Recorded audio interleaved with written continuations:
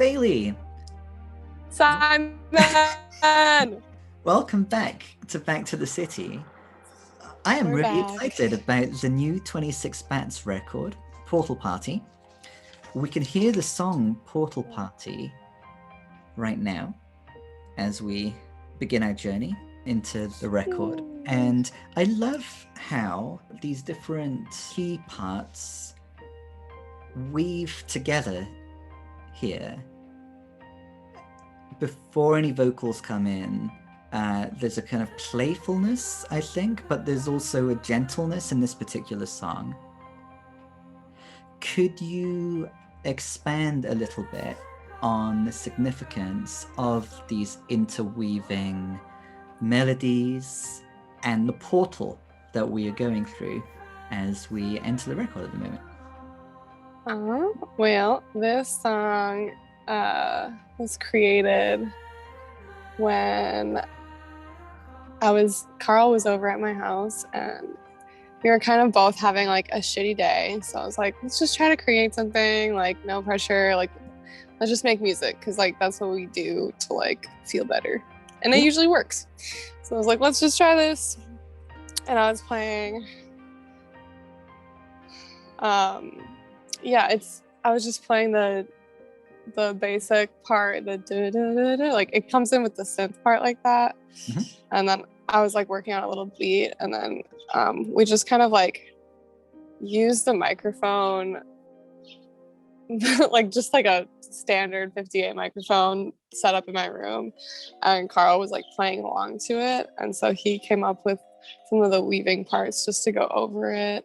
And we were like, oh, let's just record that sounds good, like. And like the parts that you're hearing is like all just from the demo because we like loved how gentle and like kind of candid it was coming in with that.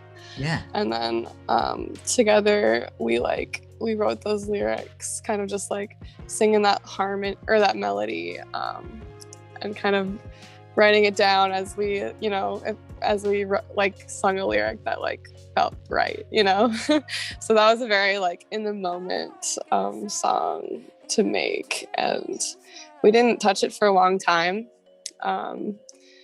and because it's just like, I don't know, there's some kind of magic about that moment when we created it, where we're like, all right, let's just like leave it be. And yeah, we were just like, we gotta use that, that should be the title track of the album, because the album is pretty chaotic, but that song specifically is like a really breath of fresh air, like very simple. What's the significance of the coexistence of chaos and calmness, gentleness on the record? I guess it's like jumping into the unknown, like that's kind of like how I see portals. And so if a portal opens up, you jump in and you don't know what's going to be on the other side. So that could be chaotic, but it could be like fucking paradise. So. Yeah. There's a sense of surrender and trust. Is it? Yeah. Trusting the portal. And just like kind of just surpassing any fear and just going into it. Yes. Or like going into the fear and being like, what's really going on, Yeah, through the fear. Absolutely. That's the way to do it. It's through the fear. The first single came out in May, Honeysuckle Rose. Yeah, exactly. Dancing. There's a confidence to it. A couple of the lyrics are, I've been on the road, I'm driving. And that comes through sonically as well, I think. Cool. So Thank you. Yeah. What does this song reveal about the record as a whole? Perhaps specifically, its confidence, the metaphor, and the way in which the song kind of extends this metaphor of now kind of driving, of being in the position of driving as opposed to being driven. It is a really different song from anything we've ever released. Yeah. So it it felt right to choose as like the first single because it's like hot out the gates. We're driving, you know, like let's fucking go. Like we're slapping auto-tune on my voice. We're doing electronic drums, you know. So it's like a big change, just for our band in general. Because it's like, are we even a band? Like we've just been like recording in the studio, me and Carl mostly, and then, you know, for the past year because of the pandemic. So it's kind of just like this like big like left turn into like what we're like about to do. But yeah, so it is very confident and like, yeah. that song is like pretty funny. Like a lot of it is like kind of taking bits and pieces from like me and Carl's inside jokes. So it does feel like very confident and like serious, but like some of the lyrics like I think are hilarious. It is a song that has like humor, but it's like also very serious, and it's just kind of like a collage of like what was happening in my life, and like because we were like on the road, and like me and Carl love being on the road, and we're like, let's get this essence. Like that song really like feels like we're driving through the desert during the nighttime, you know. Like the title is kind of inspired by Willie Nelson's movie Honeysuckle Rose, like the soundtrack, the lead track on that, On the Road Again. I just can't wait to get on the road again. So it's kind of a nod to that song as well. It's like the 26 Bats version of that. Yeah. If one can imagine it. One can. It's here. This is it. Oh yeah. The synthesis of seriousness and kind of silliness or fear and fun kind of comes through in Valley Full of Ghosts. It's Lively, because you know we were expecting. Yeah. It's Lively is a kind of quite whimsical, fun thing to follow up, to follow Valley Full of Ghosts with. Yeah. And there's, for me, you know, that kind of fits with the ethos of 26 Bats, and you know, last time we were having an interview ended with a celebration of like the zombies dancing in the graveyard. You can probably fill in more details. Hell yeah. But so there is, not only are we friends with animals, which I think is a lyric in Portal Party, but we're specifically friends with bats and these kind of, you know, dark things, the zombies and so on. So the creatures of the night.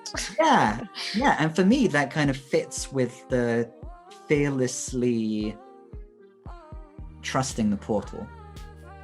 Right. Could you expand a little bit more on that component of the ethos of 26 Bats? Yeah. Well, I hate fear. You know, I'm a very fucking anxious person. But you know, I've learned to like live with it. And the best way to live with it is just to rage against it. So, you know, shining light on your demons and whatnot, you know, just like, because when you acknowledge like your demons and, you know, whatever seems scary in your brain, it's like it doesn't seem as scary anymore. Like when you really look at it, like I swear, like fear seems like this big shadowy, like huge thing, but then when you really confront it, you're like, oh, this is like paper thin, like I can like punch right through it. Like, so it's just definitely a common thing in my theme in my life where I'm like, you know, trying to overcome my anxieties and fears and just like fucking do it, just jump in the portal. It's just a portal. Yeah, befriend those ghosts. It's lively, and they want to have they want to engage with you. Yeah. So are we kind of thinking about like shadow work there?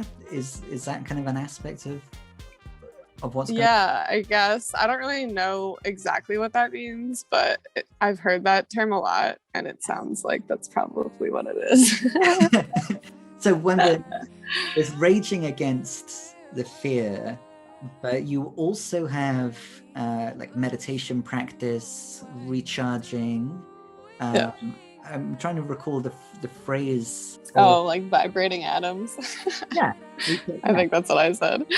vibrating the atoms. What are the connections, if any, between your meditation practices and your songwriting practices? Oh, cool question. Yeah, it's a big one. It's both of them are those things that like really work for me, like healing wise. Yeah.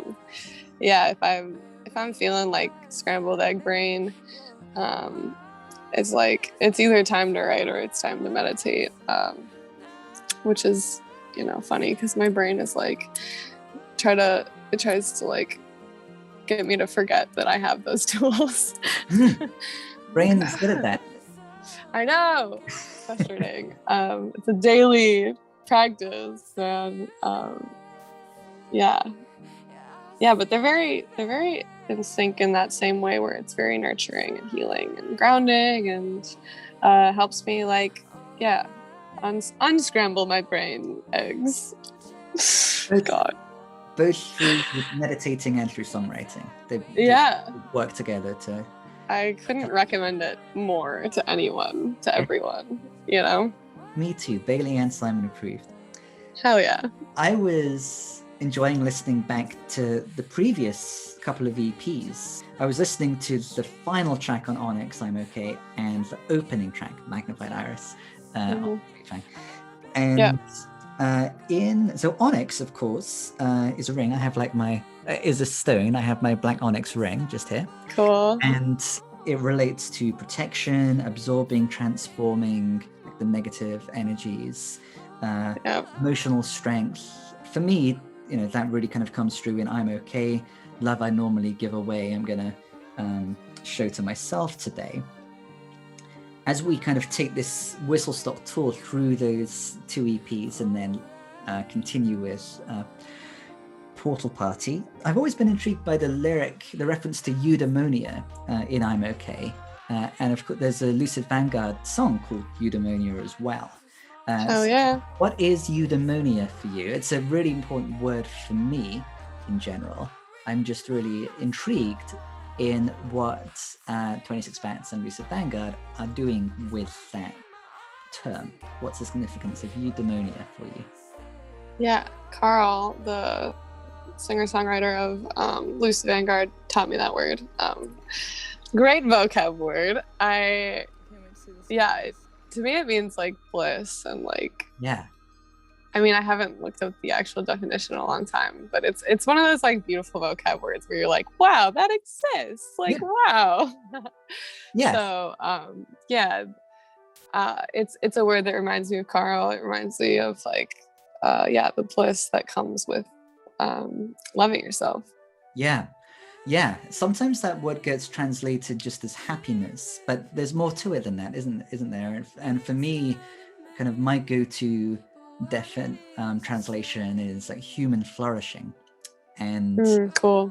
And I think bliss and human flourishing get at an aspect of what's going on with eudaimonia, which is that we find this within us. You know, there's something.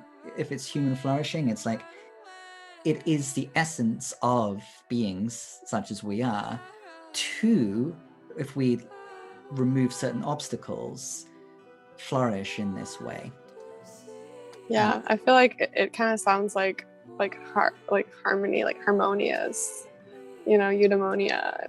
I feel like that's like a way for humans to flourish is to be in harmony with its like environment, you know.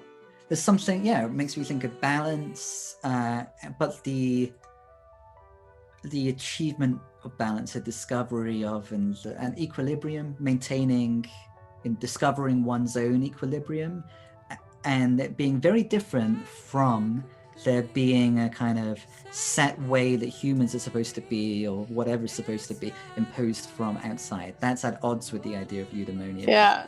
It emerges from within.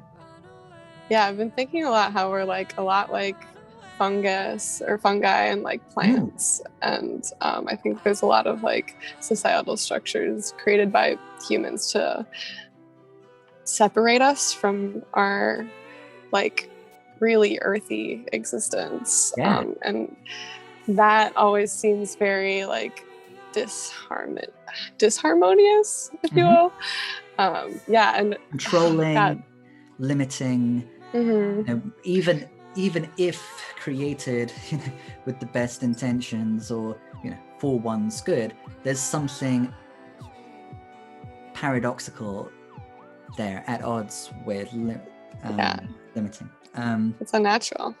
The trajectory from Onyx through Sweet Fang, following that, if in Onyx, you know, we're in search of eudaimonia, cultivating the habit of loving oneself, protecting oneself, you know, even with the title and the reference to Onyx, and finding that one is okay. And then in the song Magnified Iris, we have the question, and I feel like this is a nice kind of evolution: when will I learn to harness divine intuitive dynamisms? And I feel that in the songs on the new record, where there is this confidence and playfulness, there is a different kind of vibe. Sometimes there's more chaos in a way that's not at odds with this necessarily, but at other times it feels like, oh, maybe sometime between these records there has been a harnessing of divine intuitive dynamisms. What does that question even mean to begin with? I have a sense, but could you expand what you're referring to? That comes after the lyric, I forgot to build doors to your confine, your energy empathically takes mine. So that kind of helps contextualize a bit. Yeah. So what's happening there? And how is the energy and the reflection on like the movement of energy different in the Portal Party as opposed to either one of the two previous EPs? Yeah, that's a really cool question. The lyrics that you're referencing from Magnified Iris are like very much so like reflective of like me not knowing how to like set boundaries, basically. You know, and wanting to be there for people, you know, who really like benefit from me being there, but like not knowing where like my boundaries can exist so I can be there for them better, you know, and like, so not letting them drag me down, you know. So I definitely have fucking learned how to, you know, set some boundaries this last year. Like I started going to therapy and just kind of just awakening that, you know, therapy's awesome because you just have someone rooting for you to like be autonomous. Yes. And yeah, when you're mentally ill like me, like you don't give yourself enough credit. I don't give myself enough credit or like space to like have a voice in certain situations. So yeah, that's definitely been a huge place of growth, which I think is really cool for you to analyze like that, because I don't really look at my old stuff in like an analytic way, because I just like I'm kind of done with it. Yeah. So it's cool to hear that, because I can like recognize where I was and like whatever a few years ago whenever I wrote that song and how I am at now, and it definitely feels different. I definitely feel a lot more connected with my inner child. And that's key. Yeah, that's awesome. Yeah, that's why I have Gonzo. I love it. He made an appearance pre-interview, but you know. Yes. He likes being the center of attention. Yeah. That's why I keep painting large scale bats everywhere. I mean, the inner child is definitely has not been absent, you know, from the previous work, but I feel is confidently and playfully there in a different way in this new record. So it's good to be honoring that. Yes, definitely. Yeah, it is so important to be in touch with your inner child. I was just talking to my studio mates here about that because I share studio space here at the Ivy building with these 50-something-year-old men, but they make a living off of making these giant puppets, like animal puppets, and it's just it's so inspiring to me because they're just they're so playful. They're just playful humans, and they're bringing these animals up to the Line 3 protests, kind of as a art protest, to protect the water. And it's just these people are really inspiring to me because they're from an older generation, but they have maintained their their activism, their hope for the world, and are using their artistic talents in this really cool way, just making giant animals. And it's fun, but it's really immersive and powerful too. Yeah, absolutely. What is the name of that of those people that are doing that with the puppets? Chris and Tony, shout out to them. I love them so much, but they're wonderful artists. I'm sure you've probably seen their work. They are very involved in the May Day parade and the stuff and stuff like that. Yeah. The playfulness that we're discussing and honoring is very present in the second single, Helicopter. And something that I found really interesting about that song is that even though there's the lyric, I feel the distance every time we kiss, there is a celebration of an enactment of connection in the music. And I think immediately after that lyric, that kind of vocal line is playfully kind of mirrored in the instrumentation. So how is that song, Helicopter, playing with the ideas of distance and connection, and kind of intimacy, and wise awareness of the boundaries and kind of looking after oneself? How is all of that kind of playing out in Helicopter? That song was very liberating in a sense to write, because I was stuck in kind of two relationships that were I was what's happening here? I didn't know what was going on. Something wasn't fulfilling me, and I hate to be unaware of what's going on. But sometimes it takes a minute for me to really sit down and realize what's happening in the relationship. How do I feel? Stuff like that.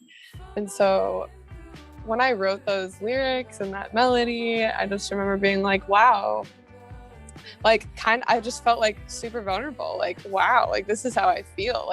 This relationship isn't serving me anymore. There's a distance between me and this person because they're trying to tell me what to do, and I was in a circumstance that I was this is really not your say. The autonomy to witness that and to assert that, just to know that, to truly know that by tuning in to oneself.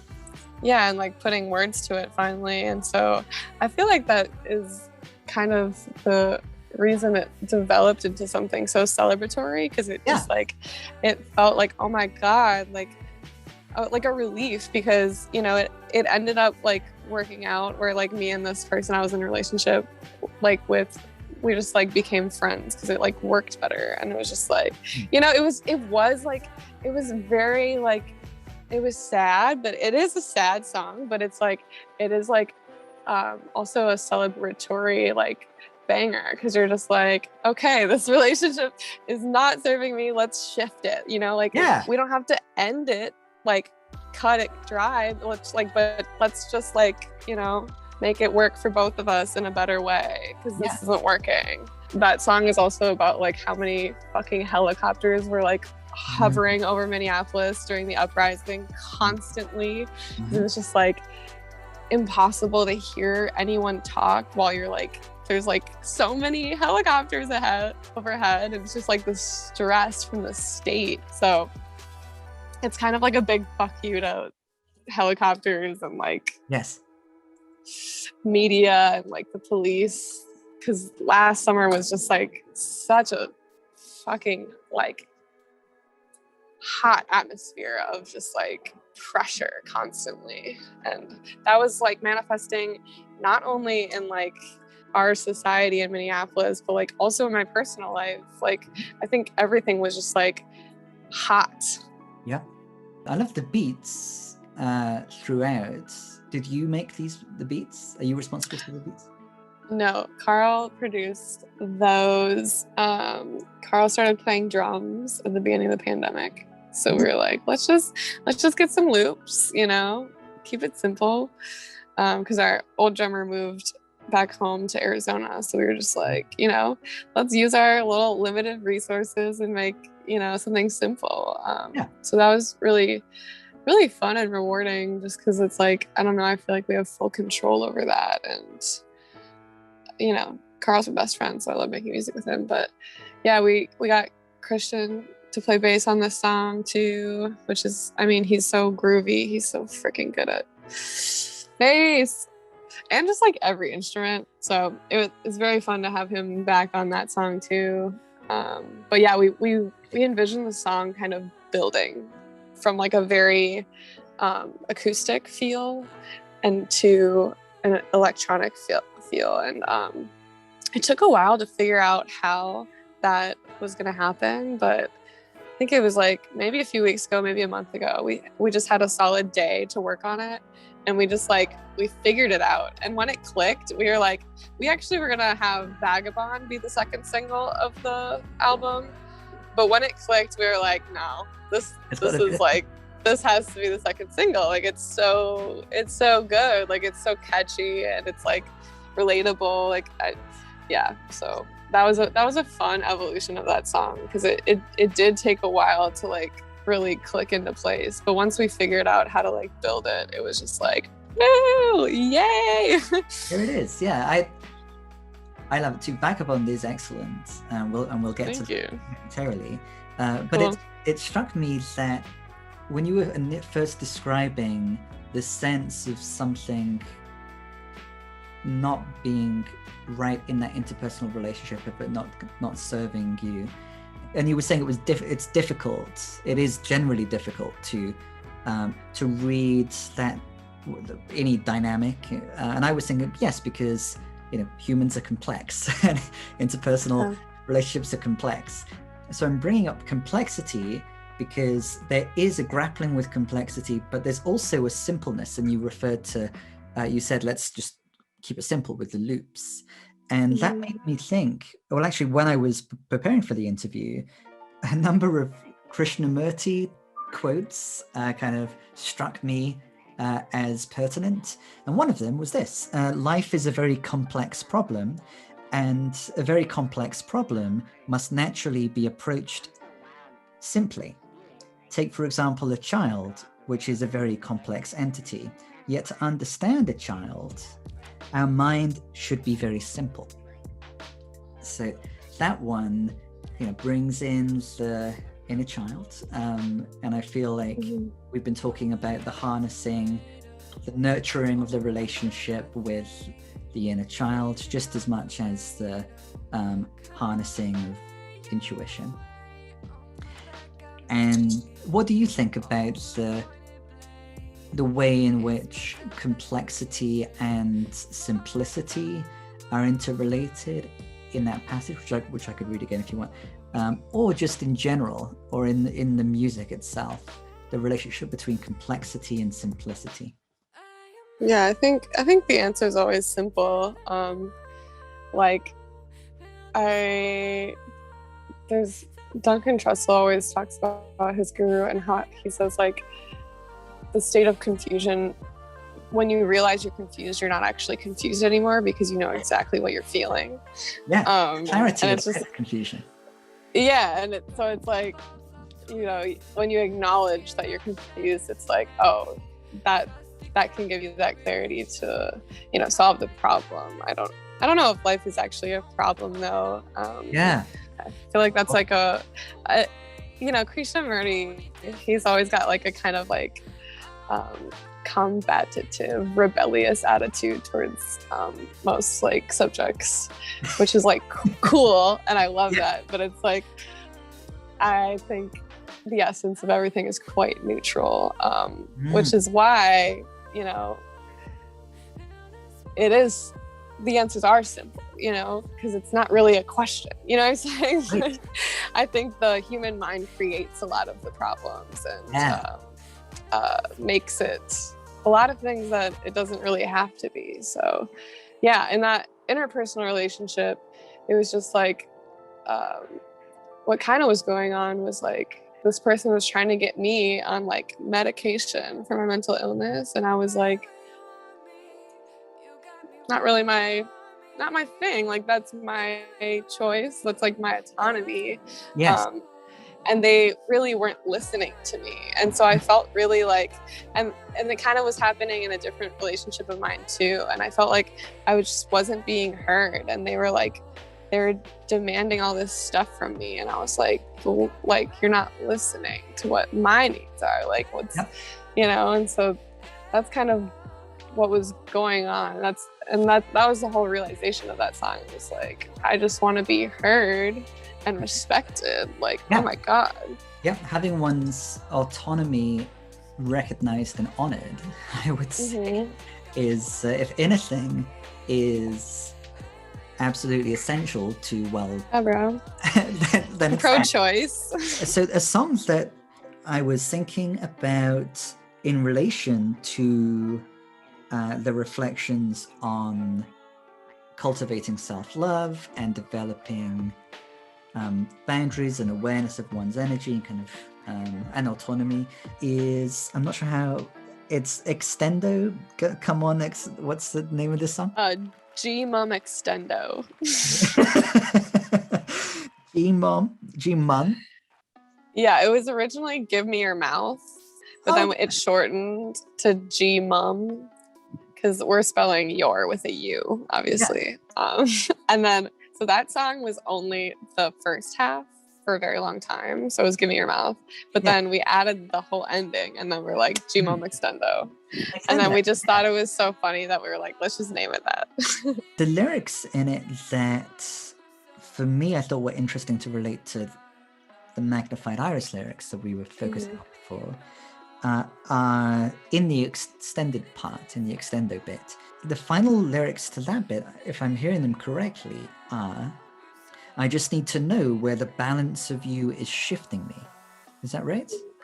Yeah. I think that's a really interesting new moment there. There is this intimacy with someone else. There's an interaction with someone else. And now the key thing is, I need to know where the balance of you is shifting me. That's important. What is that? That, to me, that seems really important. What's happening in that moment for you?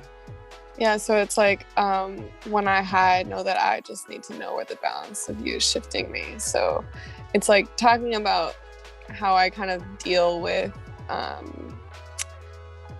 when I'm overwhelmed, like dealing with some relationship stuff. Sometimes I just need space to figure out like where the balance of you in my life, like it was like a new relationship at the time. Where is it shifting me? Like, am I inspired? Do I feel good about myself? Am I like on the right track, like spiritually, I guess. Yeah. Cause I'm a person that's like I love people a lot. But I definitely need alone time, and like I have introverted tendencies where I just feel really like overstimulated and like need to just like hide and just like, go home, take a bath, watch TV, eat snacks. Just so I can like really have that, like moment to myself to like see how is this relationship affecting me. And those lyrics are very special because yeah, it's like finally letting someone into my walls, like into my heart. And it's just kind of like explaining the situation, like, hey, like, this is what it's like to kind of be in a relationship with me. Like, sometimes I'm gonna have to like hide, but like know that that's just me figuring like out like everything that's good. And it's like, yeah, it's kind of, those lyrics are like assuring to this other person that it's like I'm gonna fall too if you fall in love with me. Like, let's go, I'm down. Yeah. But like sometimes I need my space, baby.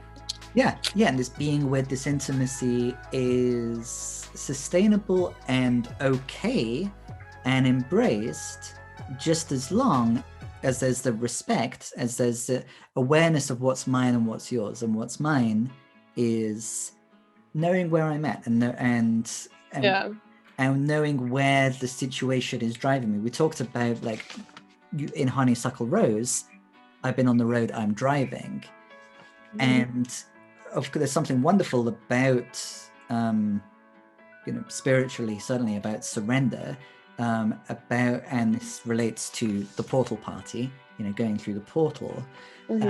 But in these moments where we feel it's safe to kind of loosen the grip on the steering wheel, or let go of the steering wheel for a moment, we need to know that we are safe and respected.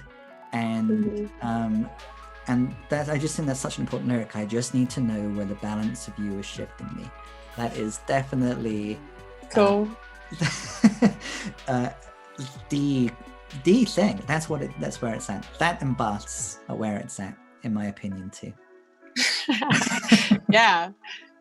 I feel like those lyrics are kind of playful because it's like, I want to let you into my life, but like, so come inside my walls. Like, I'm like kind of introducing them. I'm like, they're made of stone. Meet my walls.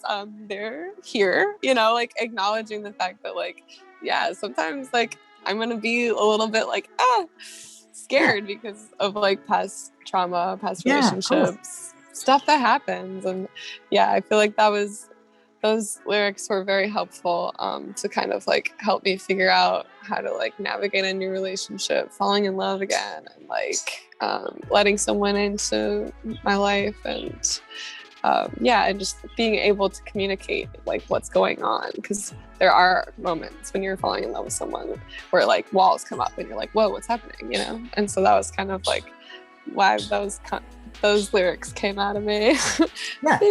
It's the protection, it's the self-protection, and because we want we need to protect the inner child. Absolutely. It's important. We need to look after ourselves, and that needs to be respected. I love that the how playful it gets after that, once that has been expressed, and there's a sense, okay, I know that I am lovingly caring for myself, and it seems that I can trust that the person that I'm with gets that and is lovingly caring for me too. Then it's one of the most playful moments on the record, and there's a woo. Do you have anything more to add about that song and the kind of heightened playfulness perhaps that happens after that moment?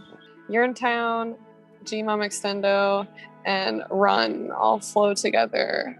So it's kind of like that's how we're opening the album, and that's kind of how like, so it's just like a big wave of like this like, like the feelings of falling in love, like it's just crashing, like that's what the first 3 tracks of the album is like, boom, like. So it does feel like, it feels fun, because like when you're falling in love, it's like it's a lot of things, like there's a myriad of emotions going on, but you gotta enjoy it. Like that's one of the best parts of life. So Yearntown is the opening track, is that right? Yeah. And the lyric there is, I've been thinking about you. About you. Okay, I've been thinking about you. And it's interesting that we began by thinking about thinking, and when we and the problem, the fact that life isn't the problem, and the mind kind of creates problems. Yeah. We're thinking about the lyrics and the interrelationship of the lyrics at the moment, and that's something that's invited by the record. But obviously, music is appealing to more than just our analytical minds. So what is the record suggesting in general about thinking and the trouble with thinking, what happens when one is thinking about someone else, and how music kind of relates to what we're doing when we're thinking, or kind of saves us from what we're trying not to think. Yeah, dude, I'm very anti-thought. No, I'm just kidding, but it really, I'm a spiraler. I can think too much and drive myself up a spirally wall.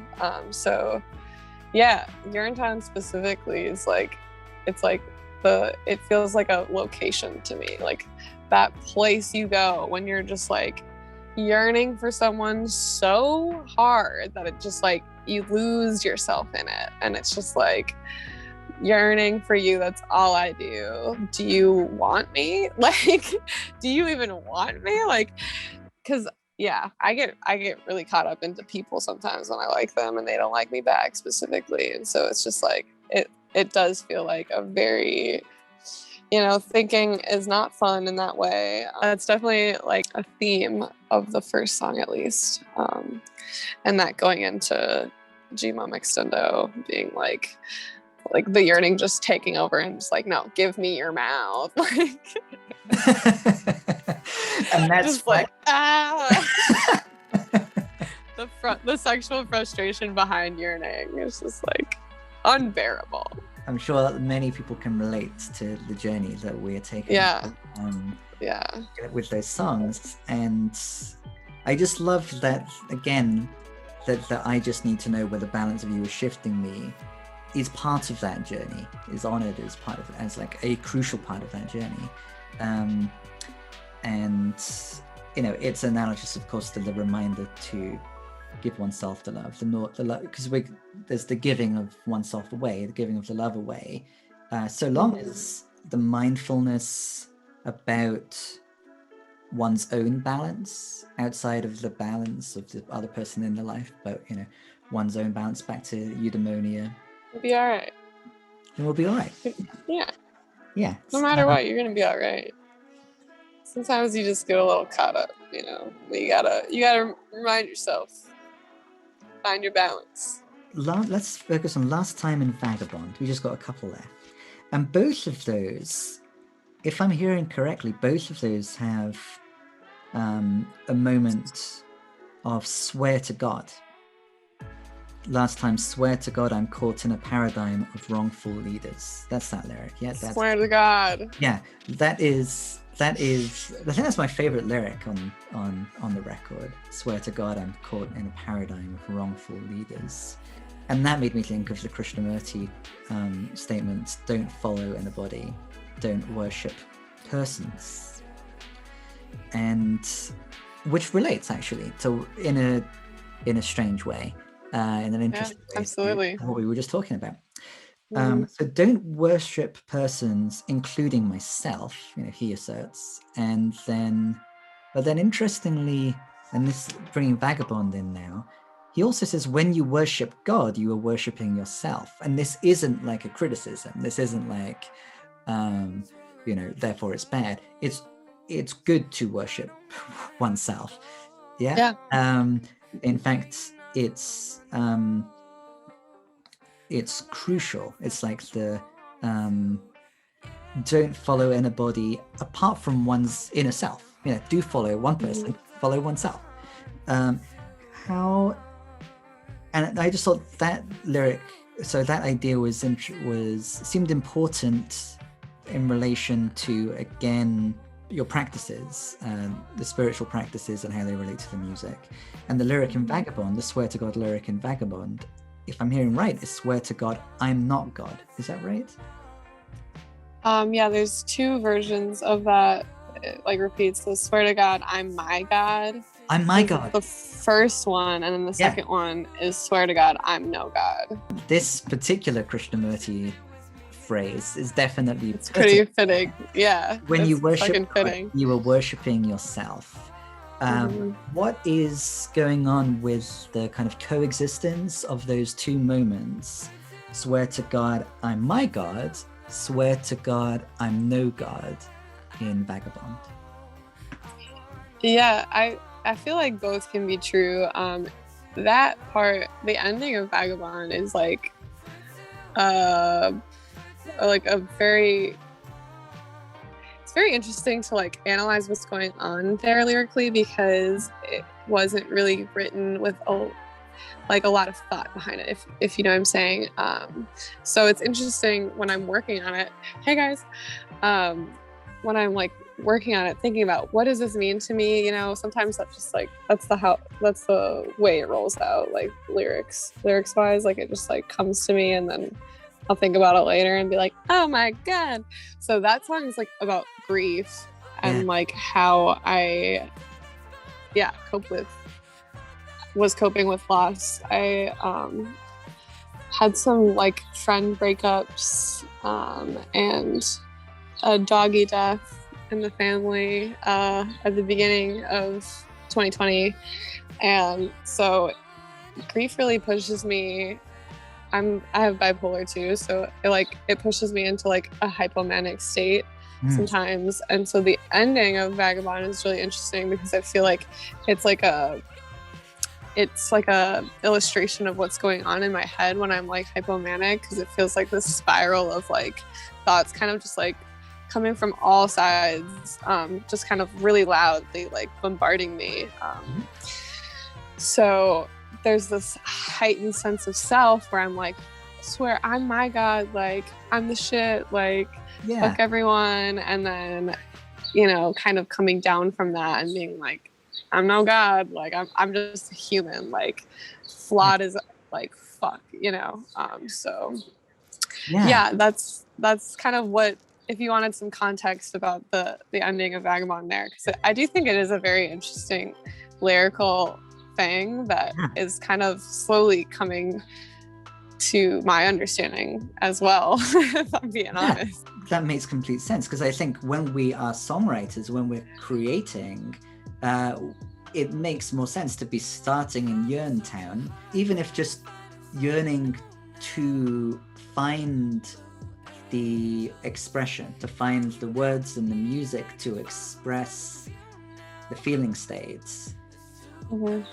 That makes a lot more sense than like, we're not writing an essay, we're not like making a philosophical argument, right? But then it is, for me, I find it interesting to kind of circle back and see what has emerged when one allows that to happen, you know, in terms of eudaimonia and human flourishing and what the nature of it is. Songwriting is such an interest, and we know it is good for wellness, for our right. It's such an interesting site to turn to and think, well, what emerges and what insights emerge that obviously the analytical mind wouldn't come to of its own accord if it were just in its loops, creating its problems, trying to solve its problems that it's created, thinking about the same things. So to close, there is a interesting awareness of the importance of habits in Vagabond as well. Call on habits that I'm prone to. I know. And then the recurring lyric is, I know I want to hold on far too long. A book on habits. Are you familiar with this one? Atomic Habits by James Clear. No, this is not. It's really, really good. Cool. Identity change is the North Star of habit change, it says. Are you becoming the type of person you want to become? The first step is not what or how, but who. You need to know who you want to be, otherwise your quest for change is like a boat without a rudder. I found this, you know, we're in feedback loops all the time with the idea of, again, your habits shape your identity and your identity shapes your habits. And it says it's a two-way street, but the idea is that It's important to let your values, principles, and identity drive the loop rather than the results. So to be someone who respects their own autonomy and who asserts their own autonomy, that is who I am. That's my identity. To be someone who meditates and who prioritizes their self-care practices, that's who I am. So just psychologically, habits form and those are good habits. Those are good habits to have. My guy. Yeah, and too often we just focus on the bad habits, don't we? Yeah, I think those lyrics, like when I think of habits, I like associate like with addiction. Yes. So yeah, it's interesting hearing you like my habits are good, baby. Yeah, exactly. And you have, I'm referencing habits that you have. And yeah, I really recommend this book, Tiny Changes, Remarkable Results. Cool. At the top. And I think that it really coheres with the I'm driving, the commitment to paying attention to being aware of one's own balance, to giving oneself the love. So yeah, I want to close by congratulating you on and thanking you for habitually using music as a medium in the manner that you do. Oh, thank you. Thank you for saying that I do that. That's really cool to hear. And the fun is important. The fun is part of eudaimonia, and cultivating joy through it all is very cool and human, and yeah, part of being alive.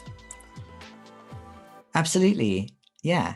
And I really feel that throughout the record. We've taken a journey all over the songs that I've heard in advance. Thank you. Yay.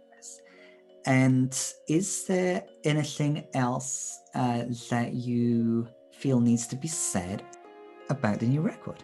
Our release show is going to be August 6th at 7th Street Entry. Okay. So I'm just going to plug that. Yeah. I won't be back in Minneapolis. That's fine. Quite in time. But enjoy yourselves. Thank you. Entry. And it's been a pleasure talking to you. Yeah, you too, Bailey. And it's been too long. It has been. I'm glad that we got to give Onyx and Sweet Fang a little. Yeah, thanks for shouting those out.